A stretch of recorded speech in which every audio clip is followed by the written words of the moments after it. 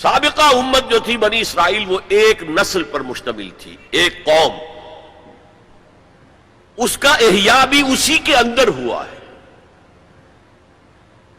امت محمد multi national امت تھی، عرب اس کا نیوکلیس تھے، کوئی شک نہیں، اب بھی نیوکلیس ہیں، لیکن جیسے کہ ایٹم کے مرکز میں تو نیوکلیس ہوتا ہے جس میں پروٹونز ہوتے ہیں، پازیٹیو چارج ہوتا ہے، پھر چاروں طرف اس کے الیکٹرانز گھوم رہے ہوتے ہیں، تو اسی طرح ان امیین کے گرد ایرانی آ گئے، شامی آ گئے، رومی آ گئے، تبتی آ گئے، بربر آ گئے، ہندی آ گئے، ترک آ گئے، یہ سب الیکٹرانز کی طرح ہے۔ لہذا اب جو احیاء ہوا ہے امت کا، وہ غیر عرب معزول کر دیے گئے۔ 1258 میں خوارزم شاہ کی سلطنت کو تہس نہس کر کے، افغانستان کے اکثر حصے کو برباد کر کے، تہو بالا کر کے، پھر ایران کی سلطنت کو تہس نہس کر کے، اور عراق کے مشرقی پورے نصف حصے کو ختم کر کے 1258 عیسوی میں انہوں نے بغداد فتح کیا ہے، اور آخری خلیفہ بنو عباس کا مستعصم باللہ اس کو محل سے نکالا ہے، ایک جانور کی کھال میں لپیٹ کر گلی میں ڈال دیا اور گھوڑے دوڑا دیے، کچل دیا، جس پر شیخ سعدی نے کہا تھا آسماں را حق بود گر خون بارت بر زمین بر زوال ملک مستعصم امیر المومنین،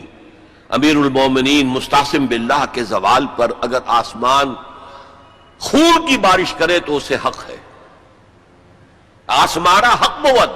گر خون بارت بر زمین، بارش زمین پر آئے خون کی تو وہ حق ہے اسے، بر زوال ملک مستعصم امیر المومنین، خلیفہ مستعصم باللہ امیر المومنین کے اس انجام پر۔ اب نوٹ کیجئے، جیسے وہاں پر پھر رینائسنس ہوئی تھی، لیکن میں بتا چکا وہ ہوئی اسی قوم کے اندر، یہاں یہ مجبوری نہیں تھی، ملٹی نیشنل ہے۔ جو احیاء اب ہوا کس کے ہاتھوں ہوا؟ انہی تاتاریوں کے ہاتھوں ہوا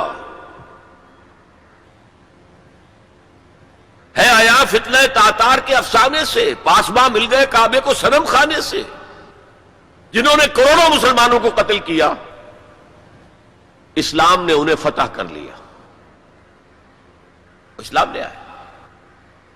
اب جو عالم اسلام کے اندر قوتیں ابھری ہیں، کوئی ایک مرکزی حکومت تو اس کے بعد نہیں بن سکی، اور عربوں کو اس وقت سے جو ڈیپوز کیا گیا، معزول کیا گیا، امت مسلمہ کی قیادت ان سے چھین لی گئی۔ اور یہ وہ بات تھی کہ جو بالکل شروع میں سورہ محمد صلی اللہ علیہ وسلم کہہ دی گئی تھی، ان تتولوا یستبدل قوما غیرکم،